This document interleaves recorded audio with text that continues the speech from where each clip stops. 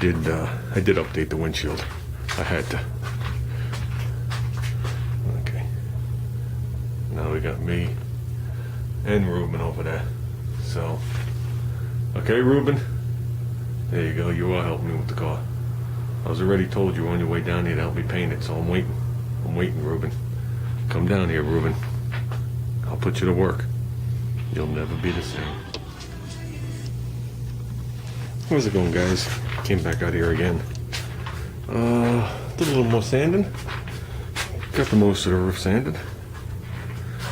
Okay, it's down with 150, to say the least. Like I said, I'm just working on little blem areas. I got the other side to work on the blem areas, even though I sanded the roof. I haven't worked the blem areas out. I went inside, made sure I was going to tackle that lead seam correctly. So I haven't heard too many people talk about the lead seams. I've seen many people put the lead on, but I've never seen too many people talk about any kind of filler work over lead, and I wanted to make sure it was right. And went on a forum, a couple of forums, and they, believe it or not, they were, not believe it or not, I mean, it's not unbelievable, but they all referred back to James Freddy. And basically what everybody's saying is people have done it different ways and never had issues, so they claim. Not that I'm doubting them, but the consensus is to clean it, and they say lead almost immediately oxidizes, so you got to be quick. They want you to clean it and immediately put epoxy primer on it, let it set up, and then put a second coat on it. Okay, but they want the epoxy primer set up in the gun already, ready to go. They don't even want you to wait that half hour. So, and then after that, if you want to put a little skim of filler on there, you can, which I have to, just to fill in these little pockets. I'm not going to really try and reshape the roof. The roof does have lumps in it, to say the least. So does the other side. The other side, you can actually see the solder joints. Rambler was good for that. It's down in here too, sticking out. Somewhere over here it's sticking out. My 68, this car here, when they joined the quarter to that tail panel, all the lead is sticking out. And I left it there when we reshot the car. And people think it's rust oozing out, but it's not rust, it's lead. But to say the least, that's what we're going to do. But I want to conquer all my little areas like this. Then we'll go over it one more time. And then we'll mask it off and we'll epoxy it. But like I said, that'll be epoxied before. As soon as I'm ready to go, I'll mix up a little batch of epoxy.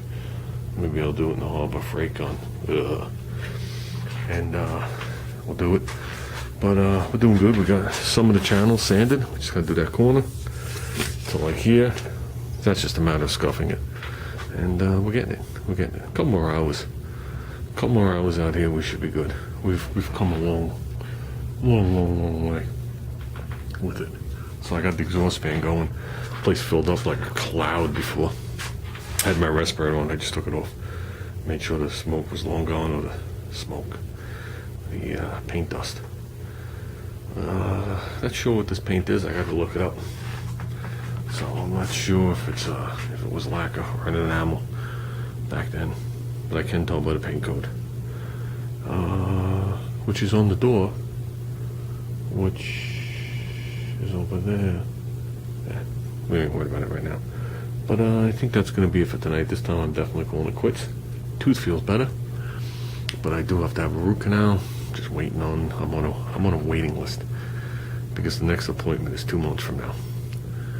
If I gotta wait 2 months to have this thing fixed, there'll be dead people in the wake.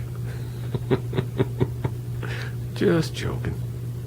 But I think that's gonna be it, guys, and we'll jump back on this thing on Wednesday. Tomorrow I have an appointment with the missus, and Wednesday I'm free. Thursday is probably going to be the cruise night. I mentioned before, Mike just drove down south to get the, I think it's a 49 out of 50 Plymouth Suburban. He's almost there. He's been on the road for a couple of days because he offered to pick up his friend's car trailer down in North Carolina. And when he got there, the trailer was still on the rack It was just a frame rail.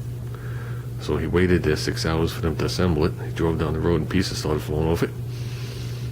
So, needless to say, when I called him, he had just gotten back in the truck and he was on his way. But he's cheerful. He's cheerful. Nothing bothers Mike. Nothing. Even if the tires flew off, he'd still go. But I guess we'll know shortly if everything's okay and if he's heading back with it. So, I know he wanted to spend more time in the daylight with it, but shit happens, right? Okay, guys. Let's call it. We're all making progress. I gotta get that windshield wrapped and out of here. ASAP. I did shape the padding underneath it to the shape of the glass. It's not sitting on the center of the glass. It hasn't been. But I want to get it. I want to put it on foam and stand it up and wrap it and do all happy shit. So, okay, guys. I have to pick up more sandpaper, to say the least. I got to read my epoxy, see what the scratch has to be. I thought the scratch had to be, I thought they said 180 and under, not 80. So, I got to confirm before I move on. So, hate to have the whole roof peel off at, 175 miles an hour.